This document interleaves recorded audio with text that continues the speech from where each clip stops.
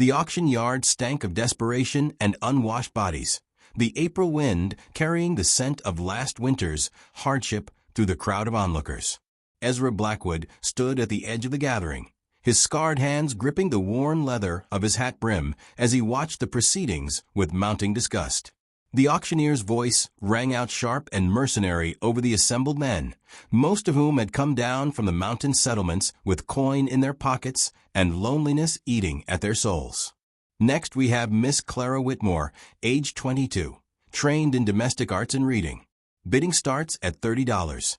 The woman on the makeshift platform looked like a sparrow caught in a thunderstorm, her thin frame draped in a dress that had seen better seasons.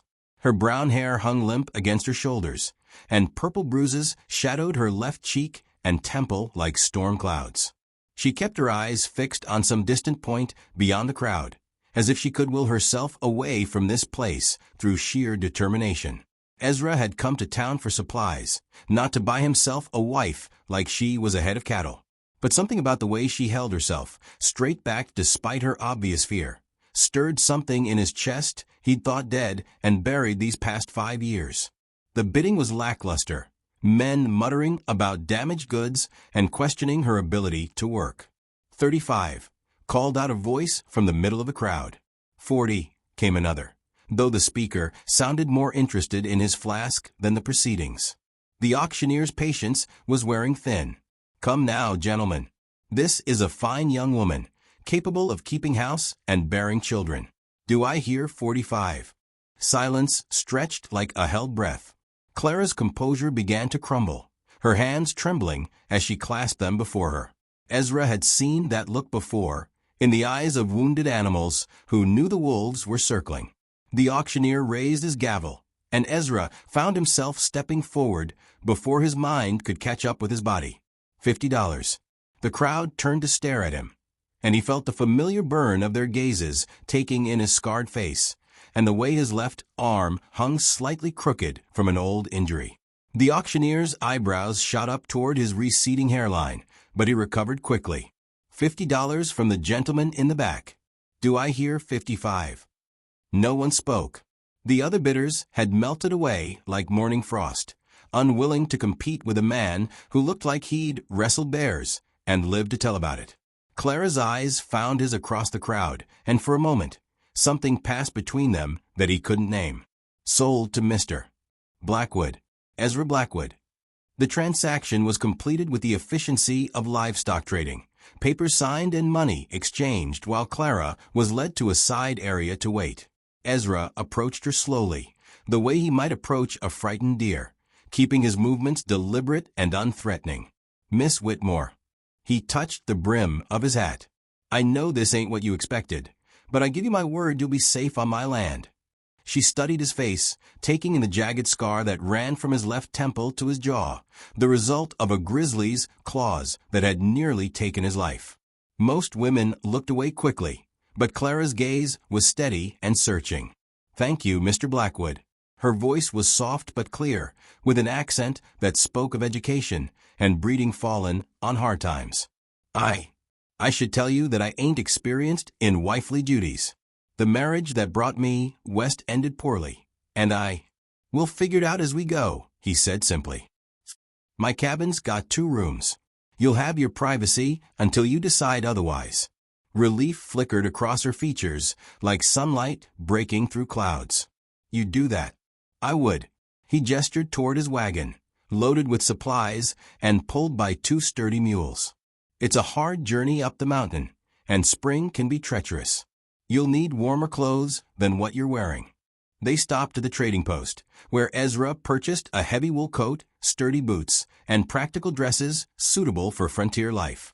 Clara protested the expense, but he waved away her concerns with a gruff dismissal that didn't quite hide his embarrassment at her gratitude.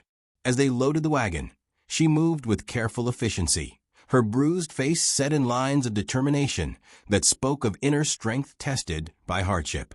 The journey to his mountain homestead took the better part of 2 days, the trail winding through pine forests and rocky outcroppings that towered above them like cathedral spires. Clara proved to be a steady companion, helping to tend the mules and not complaining when they had to make camp beside a stream that ran cold with snowmelt.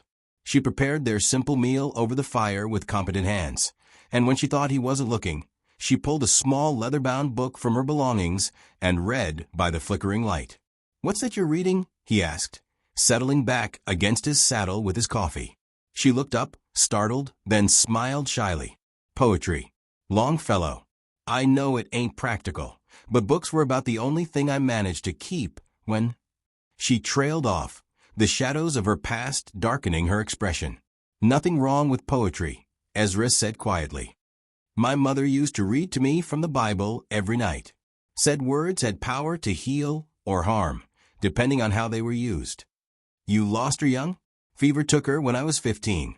Pa followed her 2 years later, though I think it was grief more than sickness that killed him." He stared into the fire, remembering. "Been on my own since then, mostly. Built the cabin up on Scarred Ridge, named for the way the lightning split the biggest pine about 10 years back. It sounds lonely." It was. He met her eyes across the flames. Loneliness can eat at a man worse than hunger, make him do foolish things like bid on a wife at auction.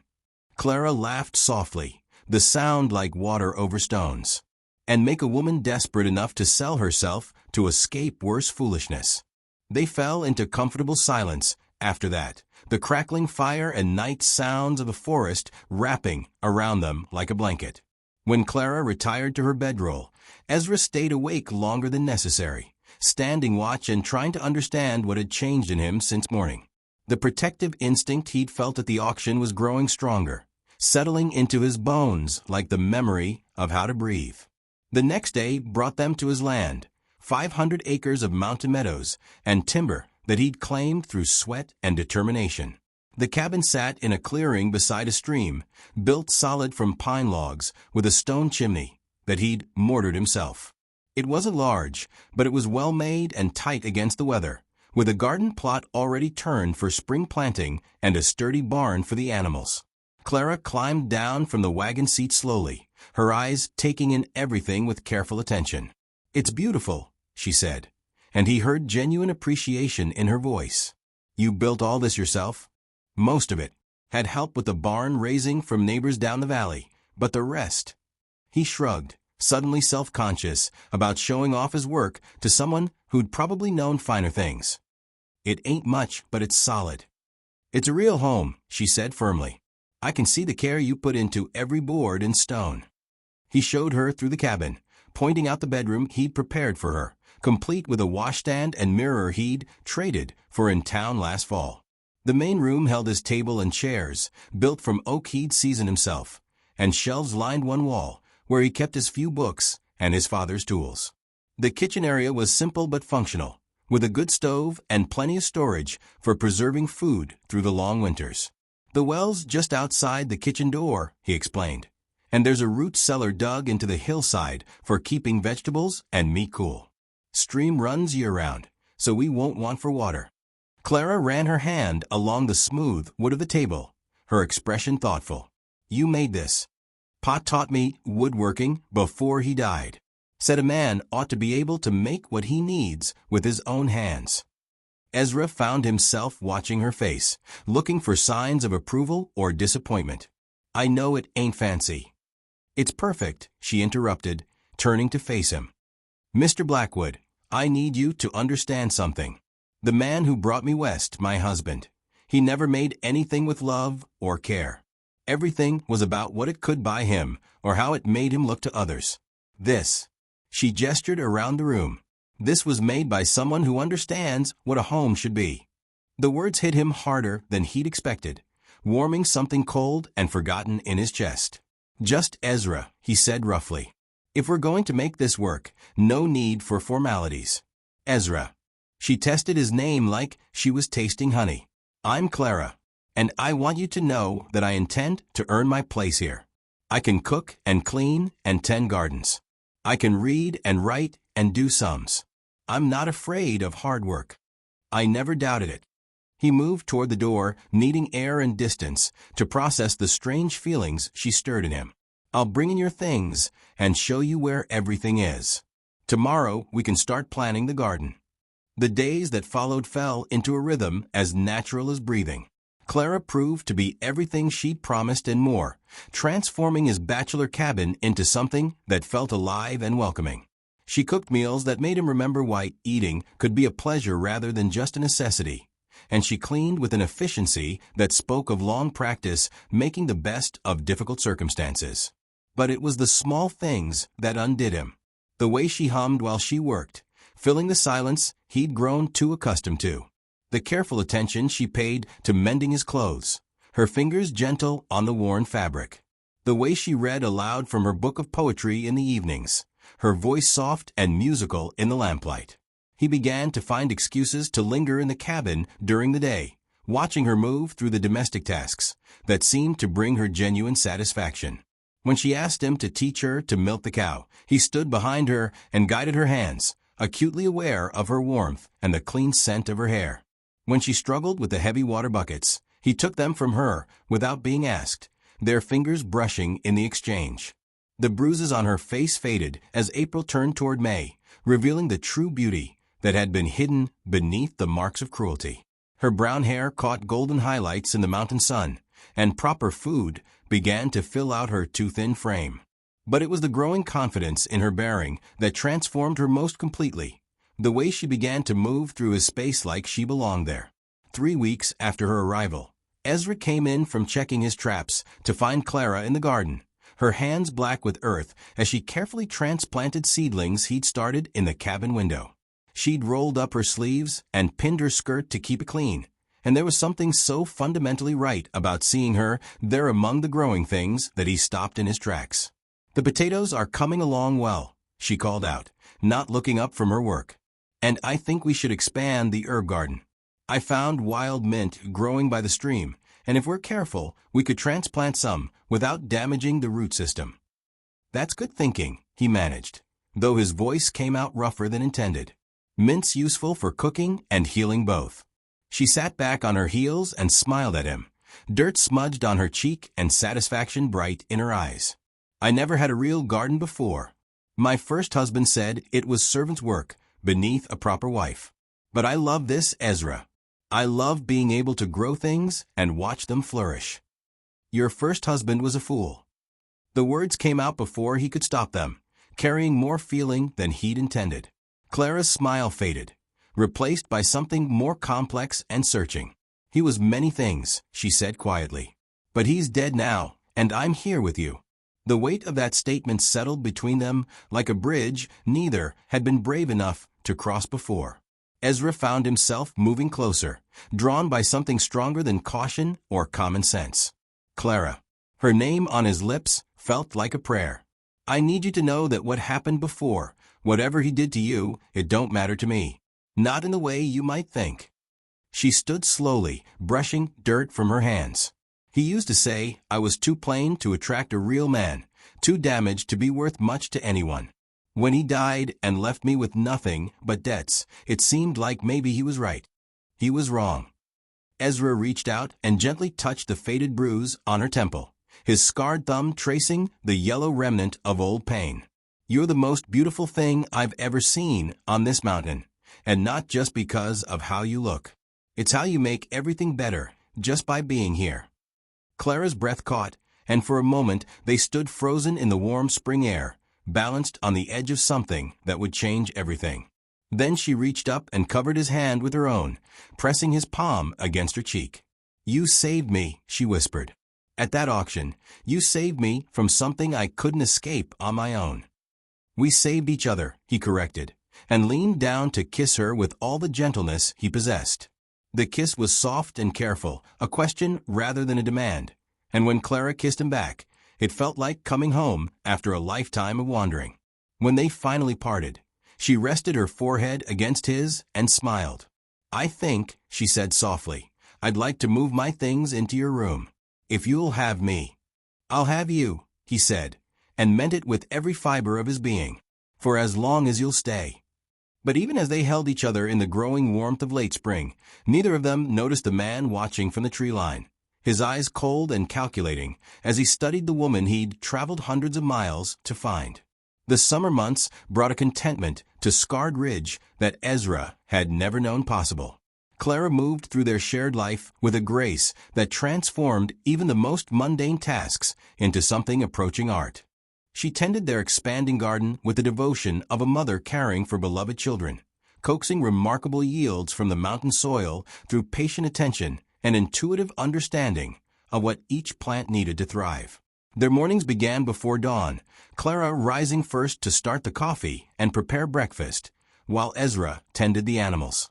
She would hum softly as she worked, melodies that seemed to call the sun over the eastern peaks, and he found himself lingering longer than necessary in the barn just to listen. When he finally came inside, she would greet him with a smile that made the scarred face he'd learned to hate seem like nothing more than an interesting map of past adventures. "The tomatoes are coming in better than I hoped," she announced one July morning, setting a plate of eggs and fresh biscuits before him. "We'll need to start preserving soon, or we'll lose half the harvest." "I built some shelving in the root cellar last winter," Ezra said, savoring the way she'd seasoned the eggs with herbs from their garden. "Figured I might need it someday, though I never imagined sharing it with someone who could make magic happen with mason jars." Clara laughed, the sound bright as creek water over stones. "It ain't magic, just common sense and a lot of stirring. My grandmother taught me to put up vegetables when I was barely tall enough to reach the stove," said a woman who couldn't feed her family through winter wasn't much use to anyone. "Your grandmother sounds like a wise woman." She was. Clara's expression grew thoughtful as she poured herself coffee. She used to say that love was mostly just showing up every day and doing what needed doing, whether you felt like it or not. I never understood what she meant until I started loving you.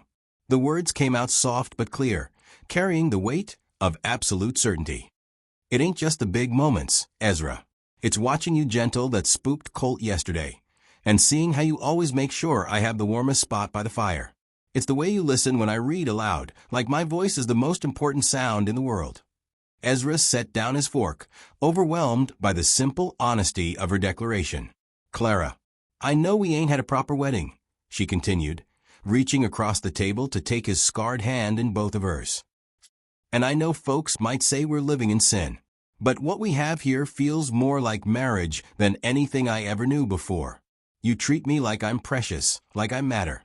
He turned his hand palm up and interlaced their fingers, marveling at how perfectly they fit together despite the difference in size and the rough calluses that marked his years of hard labor.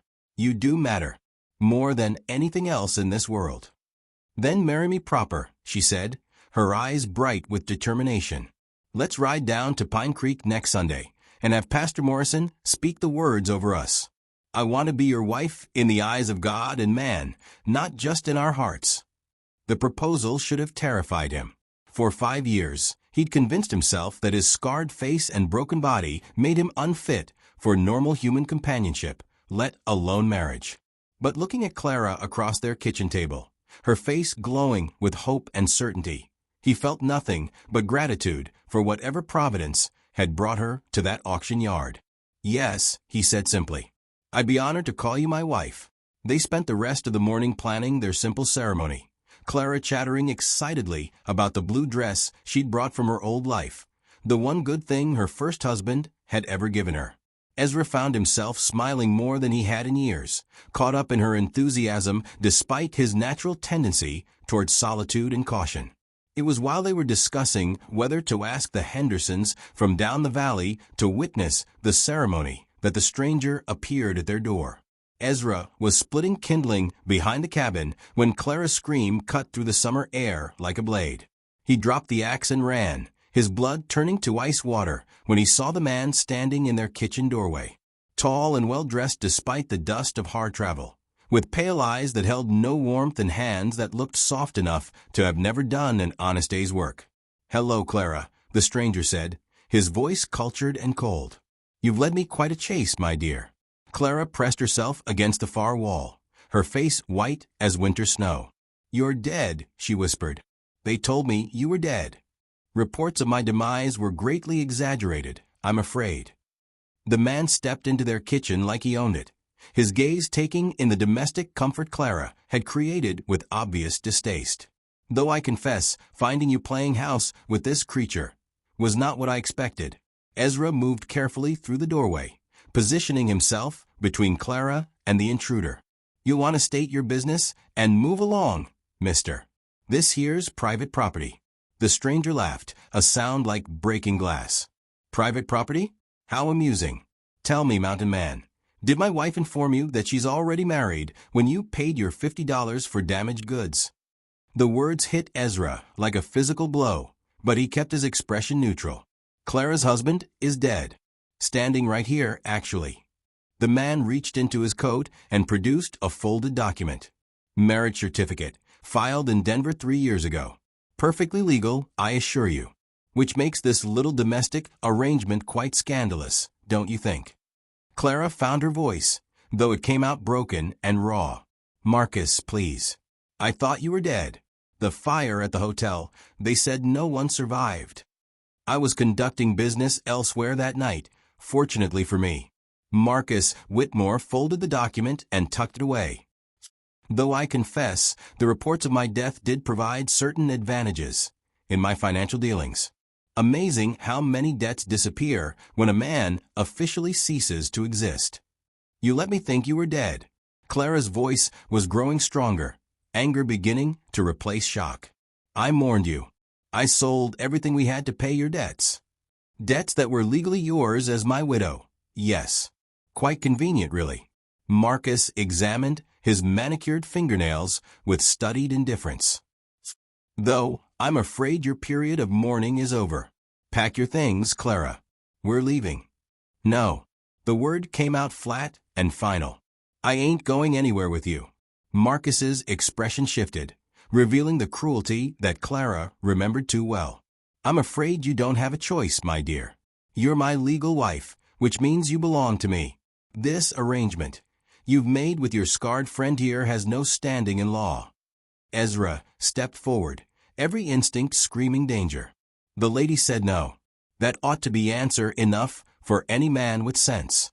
Any man with sense wouldn't have taken up with another man's wife in the first place. Marcus's pale eyes glittered with malicious amusement. Though I suppose a creature like you takes what he can get, regardless of legality. The insult rolled off Ezra like water off stone, but the threat to Clara ignited something primitive and fierce in his chest. You want to choose your next words real careful. Will I? Marcus reached into his coat again, this time producing a small derringer. I think the situation speaks for itself. Clara is my legal property, and I'm taking her home. Any interference from you will be met with appropriate force. Clara stepped forward, placing herself partially between the two men. Marcus, listen to me. Whatever you want, whatever debts you're running from, I can't help you anymore.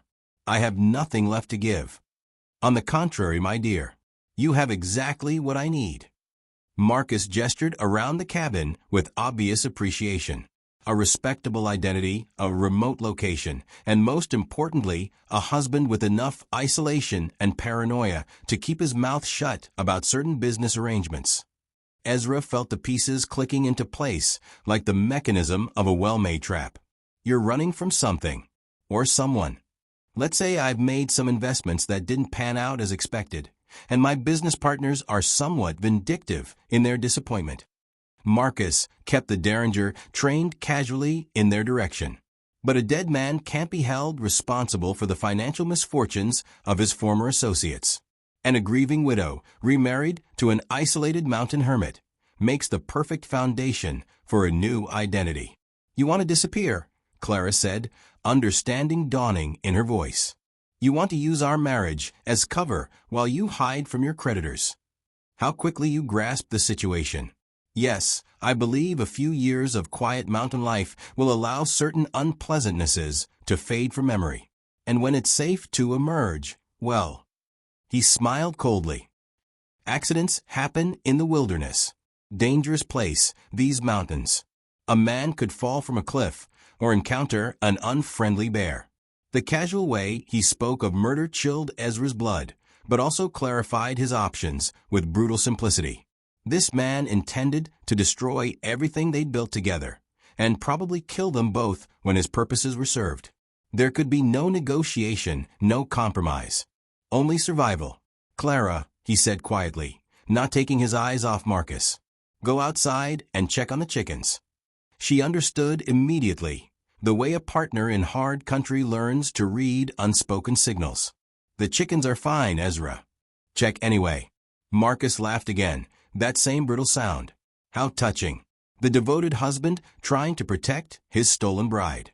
"But I'm afraid Clara stays right where she is." "Insurance, you understand."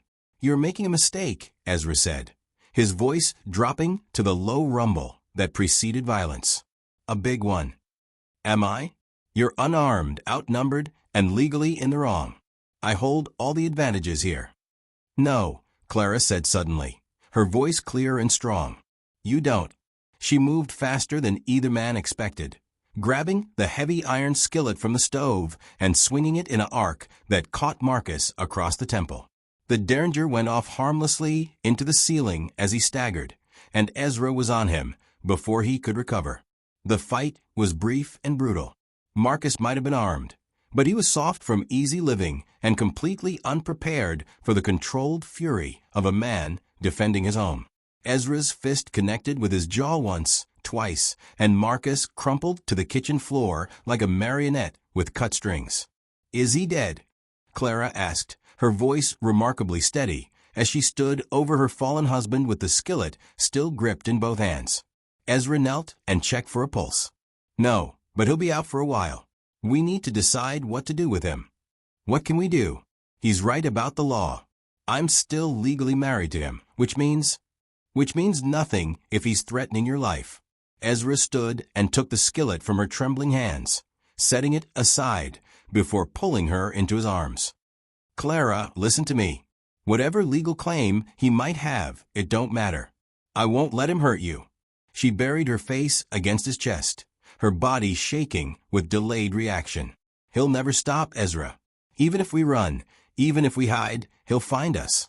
And next time he won't underestimate us. Then we don't run." The decision crystallized in his mind with absolute clarity.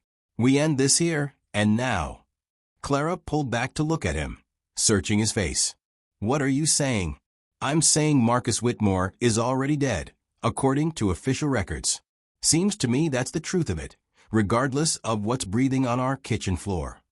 The implications hung in the air between them like smoke from a distant fire. Clara was quiet for a long moment, her mind working through the possibilities and consequences. When she spoke again, her voice was soft but determined. "The old mine shaft up on Eagle's Peak. It caved in 2 winters ago. Dangerous place. A man could fall, especially if he was up there alone, maybe trying to prospect without telling anyone where he was going." Ezra nodded slowly. "Tragic accident. Body never recovered, like as not. Though I suppose someone might find his horse wandering loose down in the valley, still saddled. And his belongings scattered by scavengers, or maybe just lost in the rockfall." They stood together in their kitchen, planning the necessary evil with the same methodical care Clara brought to preserving vegetables for winter. Neither felt good about it, but both understood that some threats couldn't be reasoned with or wished away. Marcus Whitmore had made his choice when he decided to use violence and legal manipulation to destroy their happiness. Now they were simply responding in kind. When Marcus began to stir an hour later, they were ready for him. Ezra had him trussed up like a Christmas goose before he could fully regain consciousness, and Clara had packed his belongings with efficient thoroughness. The story they would tell was simple. A stranger had stopped by asking directions to the old mining claims, despite their warnings about the dangers.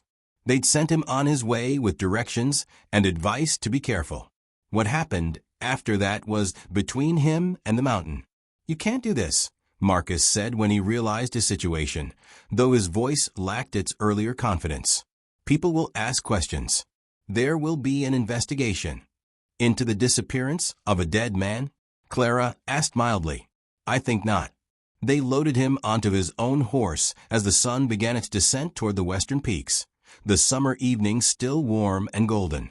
Ezra had chosen the route carefully, a path that would leave minimal trace and end at the collapsed mine where Marcus would meet the fate he'd planned for them. "Clara," Marcus said as they prepared to leave, desperation creeping into his voice. "You don't understand what you're doing. I have debts, obligations. People will come looking for me." "Let them look," she replied calmly. "They'll find exactly what everyone else found 2 years ago in Denver. Nothing." The ride to Eagles Peak took them through some of the most beautiful country on Ezra's land, stands of aspen that would turn gold in autumn and meadows thick with summer wildflowers. Under other circumstances, it might have been a pleasant evening ride. As it was, they traveled in grim silence, each lost in their own thoughts about the necessity of what they were about to do. At the mine entrance, Ezra worked quickly and efficiently. Marcus begged, threatened, and finally wept, but the mountain swallowed his protests like it would soon swallow him. When it was finished, they stood together in the gathering dusk and listened to the absolute silence that had reclaimed the peak. "It's done," Ezra said quietly. Clara nodded, then surprised him by beginning to recite words he recognized from long ago Sunday services. "The Lord is my shepherd, I shall not want. He maketh me to lie down in green pastures." They spoke the 23rd Psalm together over the place where Marcus Whitmore had finally truly died, their voices carrying the weight of justice rather than murder. When the last words faded into the mountain air, Clara took Ezra's hand and squeezed it tight. "Now we can have our wedding," she said, and for the first time since Marcus's arrival, she smiled. The autumn that followed their grim business on Eagles Peak brought a peace to Scarred Ridge that felt almost sacred in its completeness.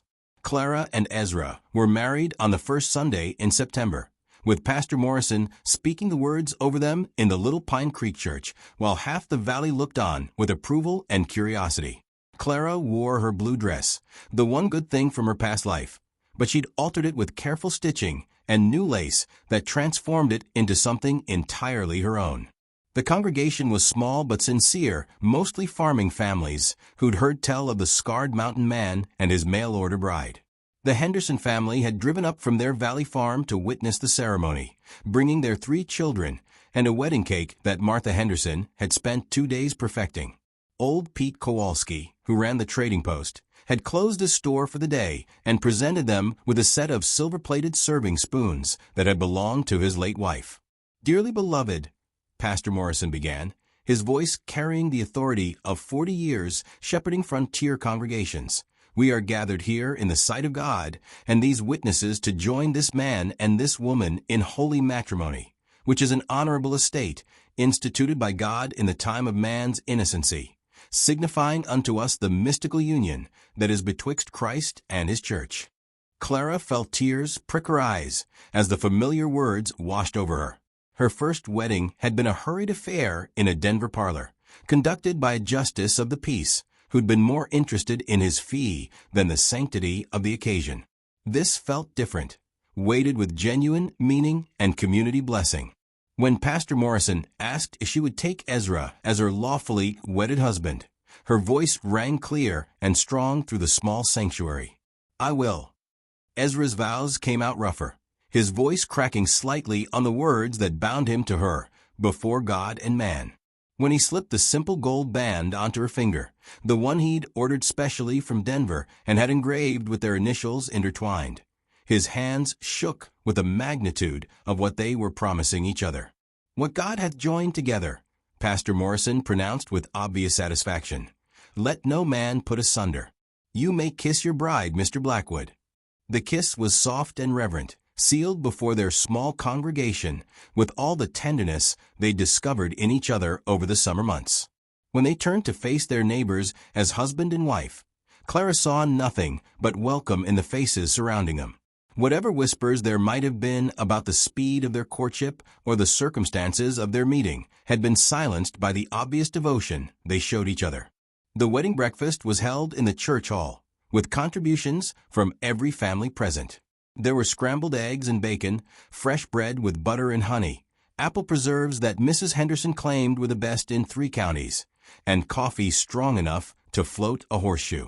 The children ran between the tables, while the adults shared stories and advice for the newlyweds. "Marriage ain't easy," Martha Henderson told Clara as they cleared dishes together. "Especially out here where you got to depend on each other for everything. But that man of yours looks at you like you hung the moon. That's worth more than all the fancy things city folk think they need." "He's a good man," Clara replied simply, watching Ezra deep in conversation with Jim Henderson about winter preparations. "Better than I ever hoped to find." "Good men are rare as hen's teeth," Martha agreed. "You hold on to him, and don't let anybody tell you different about how you came together. Love finds a way, regardless of what proper society thinks about mail-order arrangements." Old Pete appeared at Clara's elbow, his weathered face creased in a grin. "Mrs. Blackwood, I got something for you and your husband." He pressed a small leather pouch into her hands. "Seeds from my garden. Tomatoes, beans, carrots, and some flower seeds my missus always favored. She used to say a home wasn't complete without flowers to remind folks that beauty matters just as much as practicality." Clara opened the pouch and found it filled with carefully saved seeds, each variety wrapped in small paper packets with detailed planting instructions written in a feminine hand. "These are from your wife's garden. She saved seeds every year, said it was her contribution to civilization. Figured she'd want them to go to someone who'd appreciate them proper." Pete's eyes twinkled with memory and affection. "She always said that women who could make things grow were the real pioneers, 'cause they made the wilderness into home."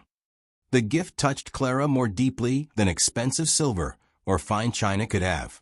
These seeds represented continuity, the passing of knowledge and beauty from one generation of frontier women to the next. "I'll plant them with care and save seeds to pass on," she promised. "Your wife's flowers will bloom on Scarred Ridge." As the afternoon wore on, Clara found herself surrounded by the women of the valley, each offering advice, recipes, and friendship with the generous spirit that characterized frontier communities. They spoke of preserving food for winter, treating various ailments with herbs and home remedies, and the particular challenges of keeping house in isolation. But underneath the practical discussions ran a current of deeper understanding, the shared knowledge of what it meant to build a life in country that could be beautiful and brutal in equal measure. "You're one of us now," Martha Henderson said as the celebration began to wind down. "That means you can count on help when you need it, and we'll count on you to do the same for others. That's how we all survive out here." The promise of community acceptance warmed Clara as much as her new husband's love. For the first time since leaving civilization behind, she felt like she belonged somewhere, like she was part of something larger than just her own survival. The ride back to their cabin was leisurely, Ezra driving the wagon while Clara sat beside him in her wedding dress, watching the aspen trees that had turned brilliant gold while they'd been focused on their immediate concerns. The mountain air carried the crisp promise of winter, but also the satisfaction of another growing season successfully completed. "Happy?" Ezra asked, glancing at her as they wound through the familiar forest paths. "Happier than I ever thought possible," Clara replied honestly. "This morning I was just Clara, playing at being your wife. Tonight I'm Mrs. Blackwood, with a whole community of neighbors who think I belong here." "You do belong here." His voice carried absolute conviction. "This place was just a cabin and some land before you came. Now it's home." They spent their wedding night in the cabin they'd shared all summer, but somehow it felt different now that the words had been spoken and the paper signed. When Ezra carried her over the threshold, Clara laughed at the traditional gesture, but she also treasured it as another symbol of their legitimate union. Their lovemaking was tender and unhurried, a celebration of everything they'd overcome to reach this moment. Afterward, they lay entwined by the light of the fire Ezra had built against the autumn chill, talking quietly about their plans for the future. "I want to expand the garden next spring," Clara murmured against his chest. "Pete's wife's seeds will need more space, and I have ideas about trying some vegetables we ain't grown before." "We'll clear more land," Ezra promised, his fingers combing through her hair. "Whatever you want to grow, we'll make space for it. And maybe we should think about adding another room to the cabin. For when—" She trailed off, suddenly shy about voicing the hope that had been growing in her heart. "For when we have children," he finished for her, his voice warm with understanding. "I'd like that, Clara." I'd like to see you with babies to love and tend. You'd be a good father, she said with absolute certainty. Patient and kind, the way you are with the animals. Any child would be lucky to have you teaching them about the world. Any child would be lucky to have you for a mother, he replied. You make everything you touch better, more beautiful. Our children will grow up knowing they're loved and wanted. The conversation drifted into comfortable silence, both of them imagining the future they might build together.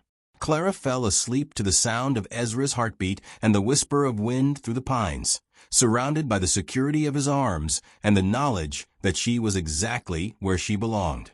The weeks that followed their wedding established new rhythms and traditions that would carry them through the long winter ahead.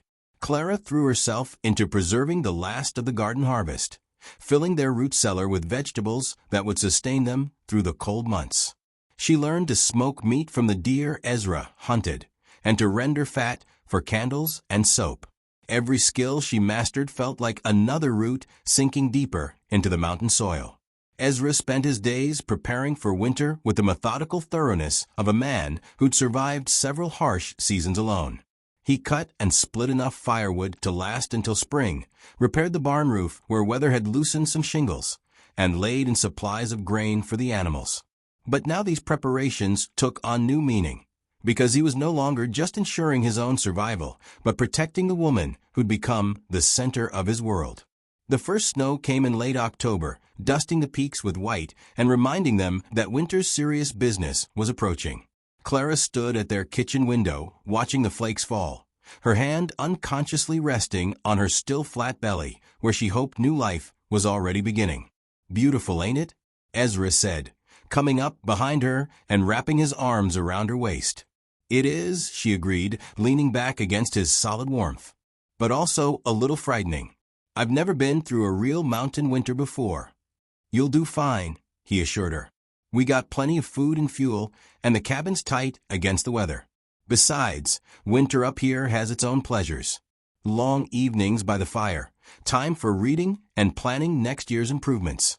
And the silence, Clara. The way the snow muffles everything until it feels like we're the only two people in the world. She turned in his arms, studying his scarred face in the lamplight. Sometimes I think we are the only two people in the world. Or, at least the only ones who matter. For me, that's been true since the day I bid $50 for the most beautiful woman at that auction. I wasn't beautiful then, Clara protested. I was broken and scared and half-starved. You were beautiful, Ezra insisted. Beautiful and brave and stronger than you knew. I saw it even when you couldn't see it yourself. Their kiss was interrupted by a commotion in the barnyard, the sound of horses and voices that shouldn't have been there.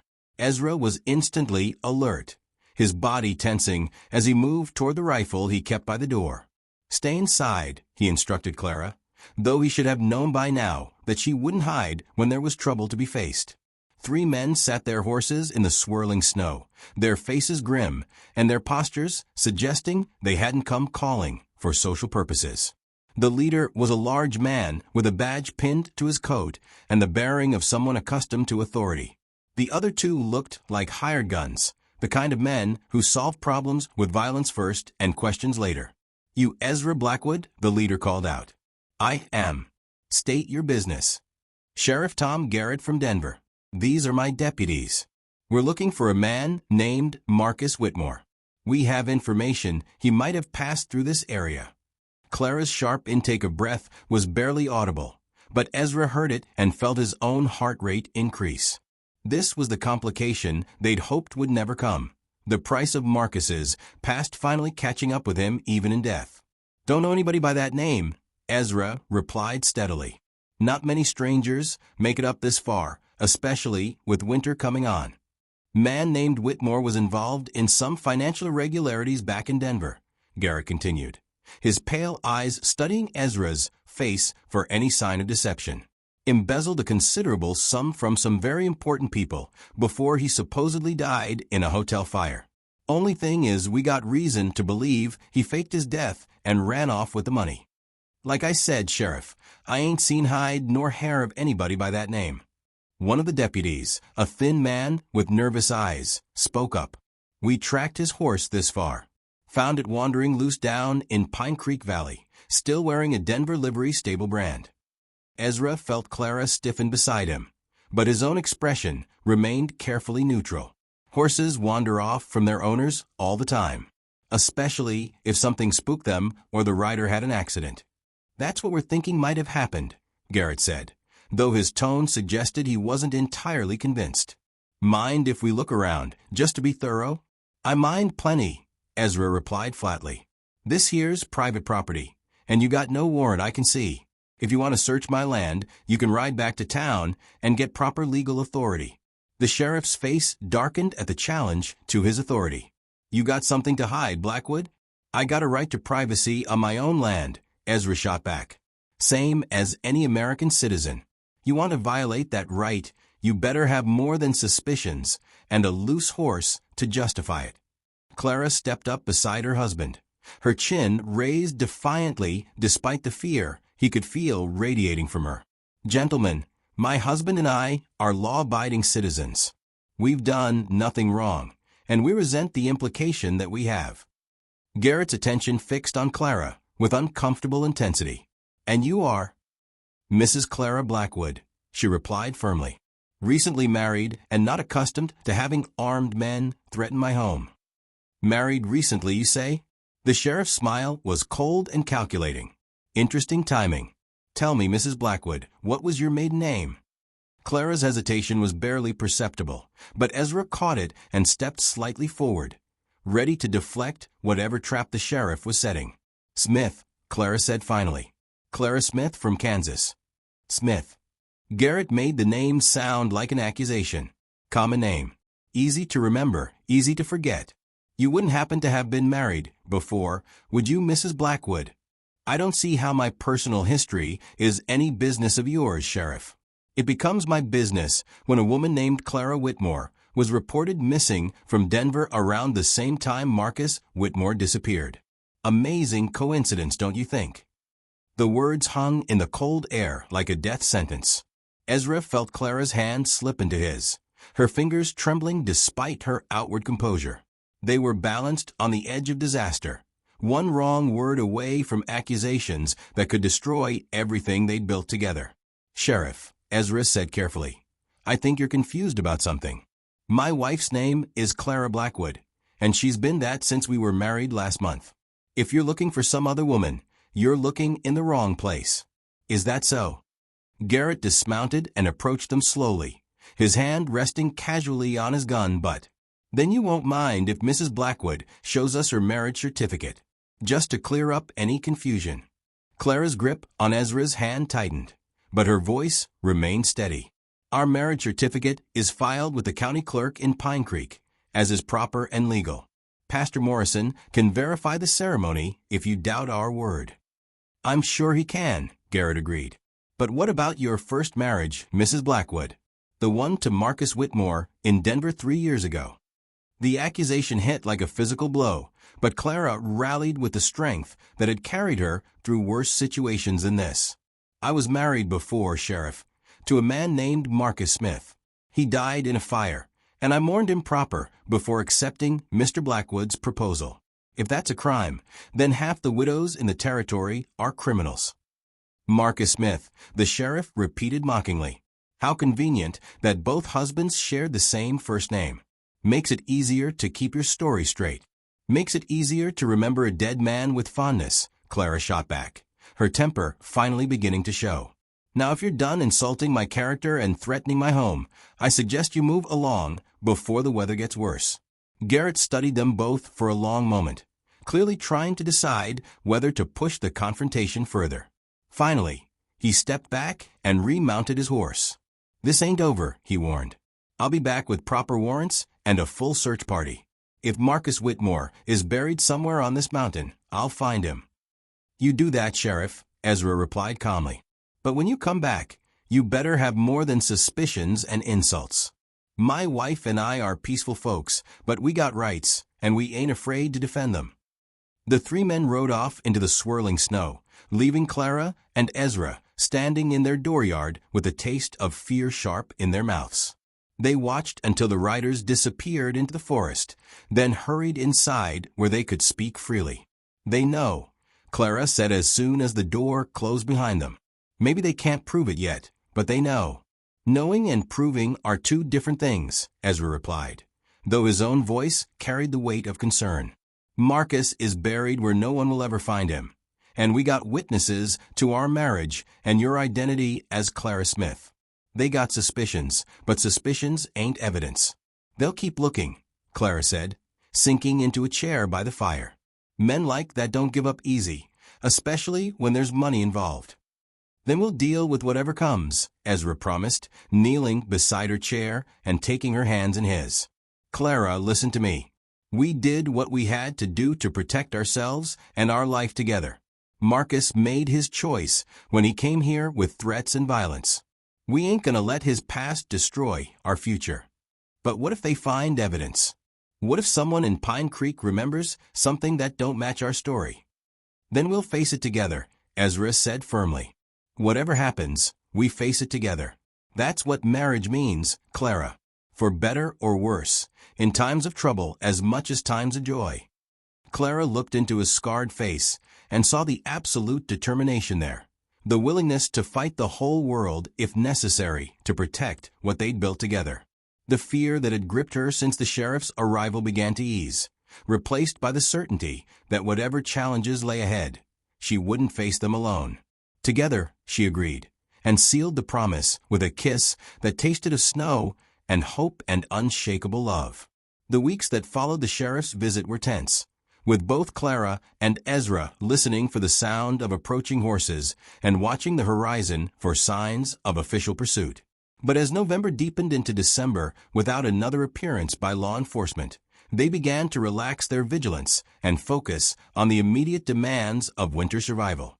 The first serious blizzard arrived just before Christmas, dumping 3 feet of snow and howling winds that lasted for 2 days.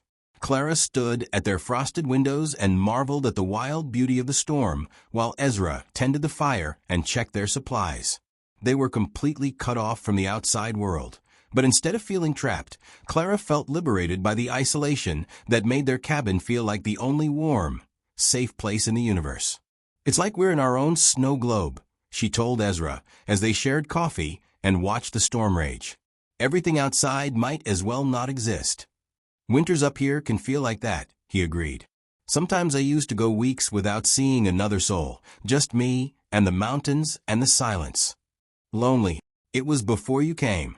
Now," he reached across the table and covered her hand with his. "Now it feels like the whole world has shrunk down to just the right size." Christmas Eve found them reading together by the fire, Clara's voice soft and musical as she shared passages from her book of poetry, while snow continued to fall outside their windows. Ezra had surprised her with a gift he'd been working on in secret, a rocking chair built from pine and oak with careful attention to every joint and curve. "For when we have babies," he explained as she ran her hands over the smooth wooden wonder. "Figured you'd want something comfortable for nursing and singing lullabies." Clara's eyes filled with tears at the thoughtfulness of the gift and the future it represented. "It's perfect," she whispered. "The most beautiful thing I've ever owned." "Second most beautiful," Ezra corrected, pulling her onto his lap in the chair they'd christened together. "You're still the most beautiful thing on this mountain." Her gift to him was simpler, but no less meaningful. A shirt she'd sewn from soft flannel, with careful stitching and mother-of-pearl buttons she'd ordered special from Denver. But more than the shirt itself, she gave him the words she'd been holding in her heart for weeks. "I'm carrying your child," she said simply as he held up the shirt to admire her handiwork. "The baby should come in late summer, if my calculations are right." The shirt fell forgotten to the floor as Ezra stared at her in wonder and joy. "Clara, are you certain?" "As certain as a woman can be about such things. I wanted to wait until I was sure, until we were past the dangerous early weeks." She placed his scarred hand on her still flat belly. "Our baby, Ezra, growing strong and safe." The kiss he gave her was reverent, full of awe at the miracle she carried and gratitude for the completeness she'd brought to his life. When they finally parted, His eyes were bright with unshed tears. "I love you," he said, the words carrying all the wonder of a man who'd never expected to have a family of his own. "I love you and our baby and this life we're building together." "And I love you," Clara replied. "Both of you, more than I ever thought possible." They spent the rest of Christmas Eve planning for their expanding family, discussing names and nursery arrangements and all the hopes they held for the child who would grow up surrounded by mountain beauty and unconditional love. The storm outside seemed to wrap around their cabin like a protective blanket, sealing them away from all the troubles and uncertainties of the wider world. Spring came early that year, with March bringing warm winds and the first tentative green shoots pushing through the snow. Clara's pregnancy was progressing well, her body adapting to its new purpose with the same strength she brought to every other challenge. She glowed with health and happiness, her hands frequently resting on her growing belly as she planned the expanded garden that would feed their family. "I want to plant an orchard," she announced one morning as they worked together to clear a new section of land for cultivation. "Apple trees, maybe some cherry and pear. It'll take years before they bear fruit, but our children will have fresh fruit to pick." "Our children," Ezra repeated, savoring the plural. "You thinking we'll have more than one?" "I'm hoping we'll have several," Clara admitted with a smile. "This cabin feels too quiet for just 3 people. I'd like it full of voices and laughter." "Then we'll need to add those extra rooms we talked about," Ezra said, his mind already working on the construction challenges. "And maybe a proper schoolroom so you can teach them reading and writing. You could teach them woodworking and hunting and all the practical skills they'll need to survive up here," Clara added. "Between the two of us, they'll get a better education than most city children." Their peaceful domestic planning was interrupted by the arrival of Pastor Morrison, riding up their mountain path with news from the valley below. Clara hurried to prepare coffee, while Ezra helped the elderly minister tend his horse. "Good to see you both looking so well," Pastor Morrison said as they settled around the kitchen table. "The whole valley's been talking about your news. Mrs. Henderson sent me up here with a baby quilt she's been working on." Clara accepted the beautifully stitched gift with tears in her eyes, touched by the continued kindness of their neighbors. "Please tell her how much this means to us." "I will indeed." The pastor's expression grew more serious. "But I'm afraid I also bring less pleasant news. There were lawmen through Pine Creek again last week asking questions about you folks." Ezra felt his stomach clench with familiar fear. "Same sheriff as before?" "No, these were federal marshals. Seems the case has been turned over to higher authorities." Pastor Morrison studied their faces carefully. They were asking about any strangers who might have passed through the area, and specifically about whether anyone had seen Marcus Whitmore or his wife Clara. "What did you tell them?" Clara asked, her voice carefully controlled. "I told them the truth as I know it," the pastor replied firmly. "That I performed a marriage ceremony between Ezra Blackwood and Clara Smith, and that both parties presented themselves as free to marry. I also mentioned that Mrs. Blackwood was a widow who'd lost her first husband in a fire back east." "Did they accept that?" "They wrote it down in their little books, but I got the impression they weren't entirely satisfied." Pastor Morrison leaned forward earnestly. "I don't know what trouble you folks might be running from, and I don't need to know. But I want you to understand that this community stands behind you. Whatever questions they're asking, they're getting the same answers from everyone." The loyalty of their neighbors brought fresh tears to Clara's eyes, but also a renewed sense of the danger they still faced. "Pastor, we never wanted to bring trouble to anyone else.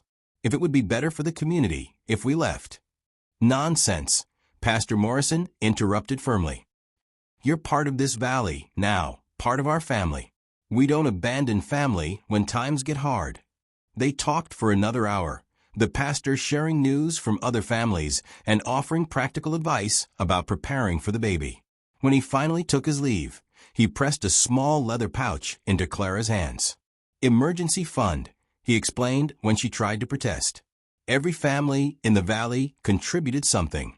If you need to leave quickly, you'll have resources to start over somewhere safe." After Pastor Morrison's departure, Clara and Ezra spent the evening discussing their options.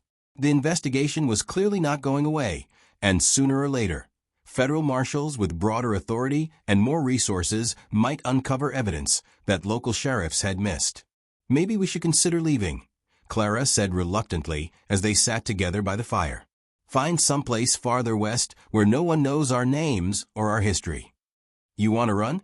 Ezra asked, though his tone carried no judgment. I want our baby to grow up safe, Clara replied. I want him or her to have a normal life, not one shadowed by the possibility that their parents might be arrested for murder. It wasn't murder, Ezra said firmly. It was justice. Marcus chose violence and got violence in return. We defended ourselves and our home. I know that, and you know that, but will a judge and jury know that? All they'll see is a dead man and two people who had reason to want him gone. Ezra was quiet for a long moment, staring into the flames as he wrestled with possibilities and consequences. Finally, he turned to face his wife directly. What if we don't have to run? What if there was a way to end this once and for all? What do you mean? I mean, what if Marcus Whitmore was found somewhere else, somewhere that had nothing to do with us or this mountain? Clara's eyes widened as she began to understand his thinking. You're talking about moving the body. I'm talking about giving those marshals what they're looking for, just not where they expect to find it. Ezra's voice grew more confident as the plan took shape in his mind. There's an old mine shaft about 50 miles south of here, been played out for years. If Marcus's body turned up there along with some of those stolen bonds, it would look like he died trying to hide his loot. That's a huge risk, Ezra. If we're caught moving the body, if we're caught with the body buried on our land, we're just as dead, Ezra pointed out. At least this way, we control the story. Marcus went south to hide his stolen money, got trapped in a cave-in, died alone and unmourned just like he deserved. Clara considered the proposal carefully, weighing the risks against the potential for finally ending their nightmare. How would we even accomplish something like that? The body's been buried for months, and spring thaw will make travel difficult. We wait for summer, Ezra said. Give you time to have the baby and recover your strength. Then we make one trip, one night's work, and it's finished forever. And if something goes wrong, if we're seen, or if the story doesn't hold up under investigation, then we'll face whatever comes together, same as we always have. Ezra took her hands in his, feeling the slight tremor that betrayed her fear. Clara, I won't let them take you away from me. I won't let them take our family apart because of Marcus's greed and cruelty. All right, she said finally. We'll try it your way. But if it goes wrong, if we're caught or suspected, we run. No matter what it costs us, we take our baby and disappear. Agreed. They sealed their pact with a kiss that tasted of determination and desperation in equal measure. Outside their windows, spring rain began to fall, washing the last of winter's snow from the mountain and preparing the earth for new growth. Soon their child would be born into this world of beauty and danger, and they would do whatever was necessary to ensure that birth happened in freedom rather than fear. The months that followed were a careful balance of normal domestic life and covert preparation for the task that lay ahead. Clara's pregnancy progressed beautifully, her body rounding with new life while her spirits remained high despite the shadow of their unfinished business. Ezra threw himself into projects around the homestead, building furniture for the nursery and expanding their living space with the focused energy of a man creating a legacy for his children. Their daughter was born on a hot August night, arriving with strong lungs and her father's dark hair. Clara labored through the long evening with only Ezra to assist her, their isolation on the mountain meaning they had no choice but to depend on each other completely. When the baby finally slipped into Ezra's waiting hands, her first cry echoing through their cabin like a declaration of new hope, both parents wept with relief and joy. She's perfect, Clara whispered as Ezra placed the cleaned and swaddled infant in her arms. Look at her, Ezra. Look what we made together. She's beautiful, he agreed, his scarred face soft with wonder as he studied his daughter's tiny features. Just like her mother. They named her Hope for all the possibilities she represented and all the faith it had taken to bring her safely into the world. Clara recovered quickly from a birth, aided by her youth and the strength she'd built through months of mountain living. Within weeks, she was back to her normal routines, though now with the addition of nursing and caring for an infant who seemed determined to explore every sound and sight her new world offered. "She's going to be curious about everything," Clara observed one evening, as they watched Hope tracking the movement of firelight on the cabin walls. "Look how she studies things, like she's trying to figure out how the world works." "Good trait to have up here," Ezra said, gently stroking his daughter's downy head. "Curious people learn faster, adapt better to whatever challenges come their way." As autumn approached and hope grew stronger, Ezra began making discreet preparations for their final confrontation with Marcus's ghost. He scouted the route to the abandoned mine, identifying places where they could rest and hide if necessary. He studied weather patterns and moon phases, looking for the optimal time to make their move. Most importantly, he found ways to obtain the supplies they would need without arousing suspicion in the trading post or neighboring farms. The plan was simple in concept but demanding in execution. They would exhume Marcus's remains under cover of darkness, transport them 50 miles south to the played-out silver mine, and stage a scene that would convince investigators he had died there while hiding his stolen bonds. The bonds themselves would come from Ezra's own savings, sacrificed to make the deception convincing. It was an enormous risk, but one that offered the promise of finally ending their ordeal. "Are you certain about this?" Clara asked the night before they planned to begin. Hope slept peacefully in her cradle, unaware that her parents were about to risk everything for her future security. "I'm certain we can't keep living under this shadow," Ezra replied. "Every time someone rides up our mountain, every time we go to town, we're waiting for the other shoe to drop. Hope deserves better than parents who jump at every sound." "She deserves parents who are alive and free," Clara pointed out. "If we're caught." "We won't be caught," Ezra said with more confidence than he felt. "We know this country better than any federal marshal. We know how to move without being seen, how to cover our tracks. One night's work, Clara, and we're free." The night they chose was moonless and overcast, with thick clouds that promised rain but hadn't yet delivered. They left Hope with Martha Henderson, explaining that Clara needed to help with a difficult birth at a remote cabin. It was a believable story, and Martha accepted the sleeping baby with a casual kindness that characterized frontier communities.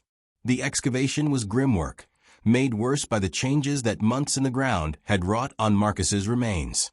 But Ezra worked with methodical determination, while Clara held the shuttered lantern and watched for any signs of discovery. When the job was finally finished, they loaded their grisly cargo onto a pack mule and began the long journey south.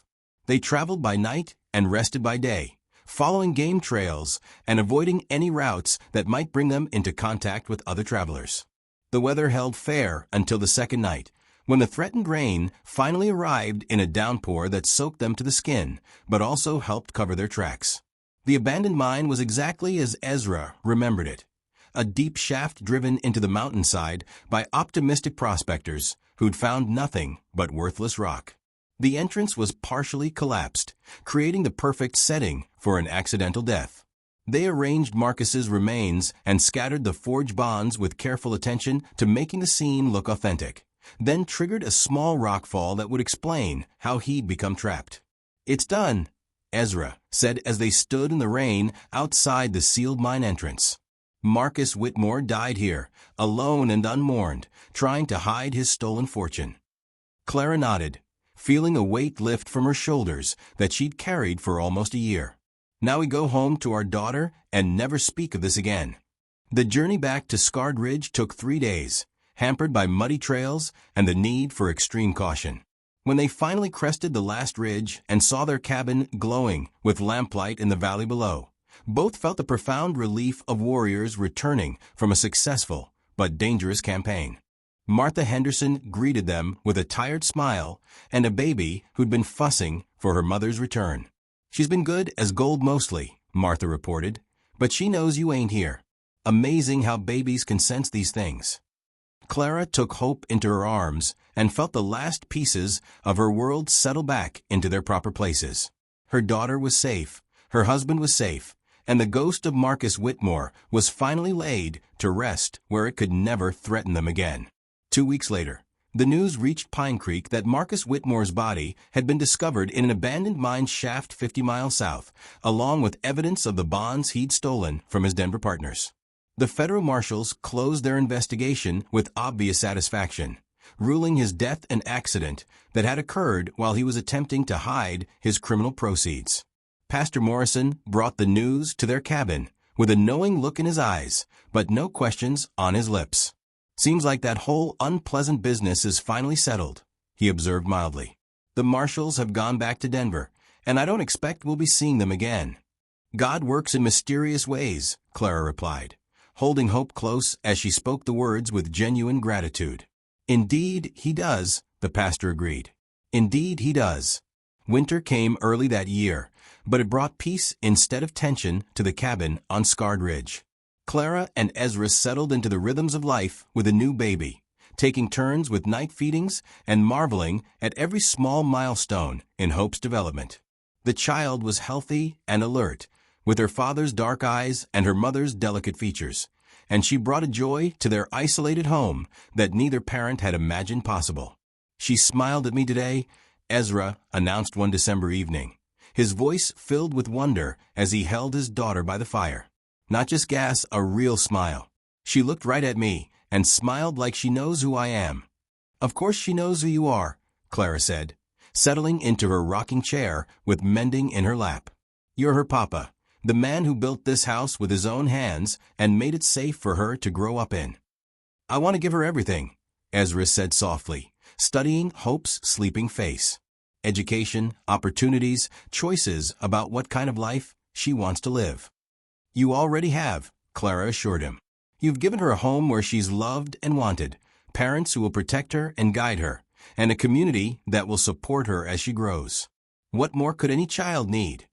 As if in response to her mother's words, Hope stirred in her father's arms and opened dark eyes that seemed to reflect the firelight like tiny stars. She studied Ezra's scarred face with the serious attention that had characterized her since birth, then reached up with one tiny hand to touch the jagged line that ran from his temple to his jaw.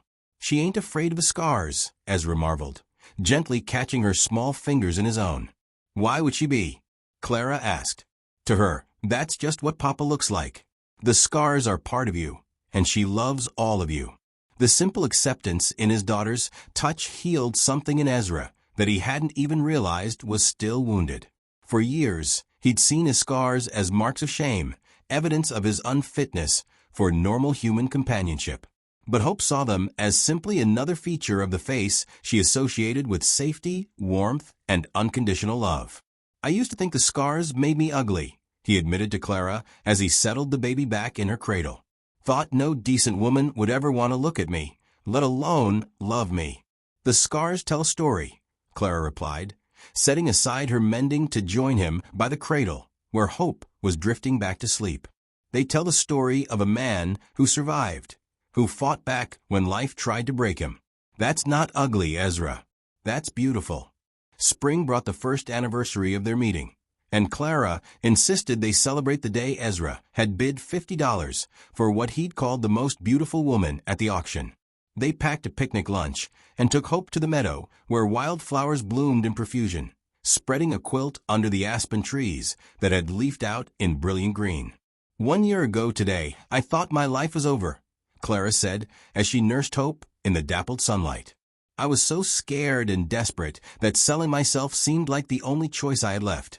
"1 year ago today, I was the loneliest man in Colorado," Ezra replied, lying back on the quilt and watching clouds drift across the mountain sky. "I came to town for supplies and went home with the greatest treasure I could have imagined." "We saved each other," Clara observed, the words carrying all the weight of everything they'd overcome together. "We did." Ezra reached over to stroke Hope's downy head as she nursed contentedly. "And now we got this little miracle to show for it." Their peaceful celebration was interrupted by the distant sound of approaching horses, and both parents tensed reflexively before recognizing the familiar voices of the Henderson family. Jim and Martha appeared through the trees with their 3 children in tow, all of them dressed in their Sunday best and carrying baskets that suggested a planned gathering. "Surprise," Martha called out cheerfully.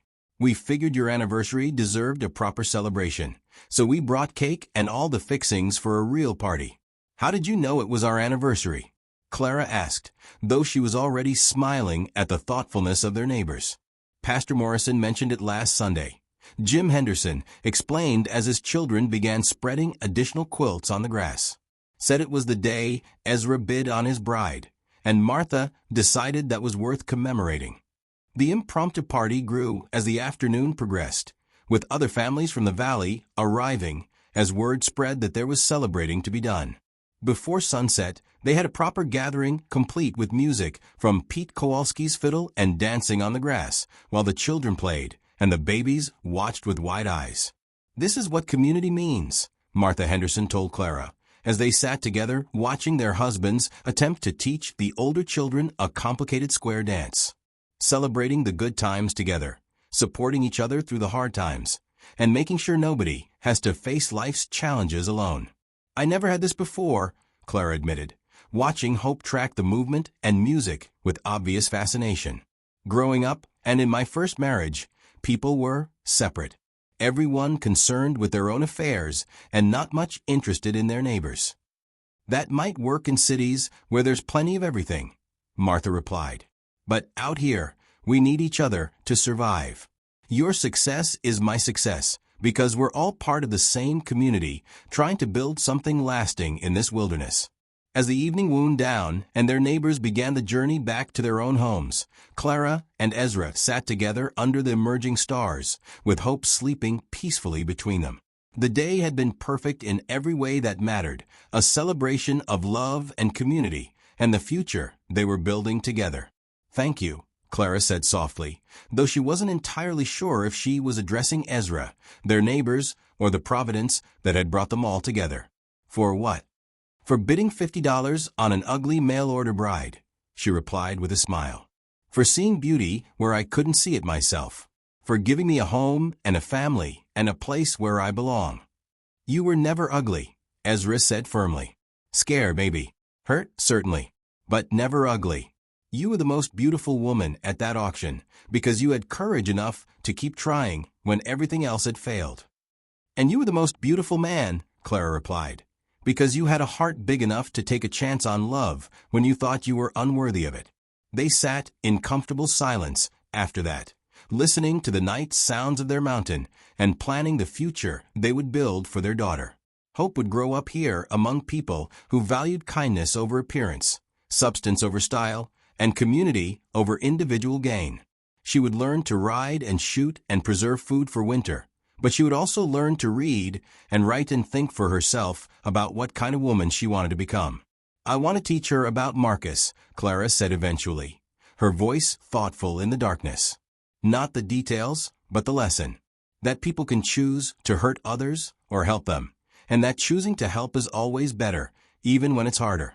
She'll learn that by watching us, Ezra replied, by seeing how we treat each other and our neighbors, how we handle problems and celebrate successes. Children learn more from what they see than what they're told. Then we'd better make sure we're worth watching, Clara said with a smile. No pressure or anything. I think we're doing all right so far, Ezra observed, gently adjusting the blanket around his sleeping daughter. We've got a healthy baby, a solid home, good neighbors, and more love than we know what to do with. Not bad for a scarred mountain man and his mail-order bride. Not bad at all, Clara agreed, and leaned against her husband's solid warmth as they watched the stars emerge one by one above their mountain home. Years would pass, bringing new challenges and joys in equal measure. Hope would grow into a bright, confident young woman who inherited her mother's strength and her father's protective instincts. There would be other children filling their expanded cabin with laughter and noise and the beautiful chaos of a large, loving family. The community would grow around them, with new families settling in the valley and adding their own stories to the tapestry of frontier life. But on this perfect evening under the mountain stars, Clara and Ezra Blackwood were content to hold their miracle daughter and remember the desperate day when $50 had bought them not just a marriage of convenience, but a love that would last for all the years to come. The ugly duckling had become a beautiful swan, not through any magical transformation, but through the simple recognition of beauty that had always been there, waiting to be seen by eyes wise enough to look beyond surface scars to the soul beneath. In the distance, a wolf howled its loneliness to the moon, but the sound held no threat for the family safe in their circle of firelight and love. They had found their place in the wilderness, carved their home from the mountain stone and timber, and proved that beauty could flourish in the most unlikely soil when tended with patience, dedication, and unwavering faith in the possibility of redemption. The mail-order bride had found her prince, the scarred mountain man had found his princess, and their daughter would grow up believing that such fairy tale endings were not only possible, but probable, for those brave enough to risk their hearts in the service of true love.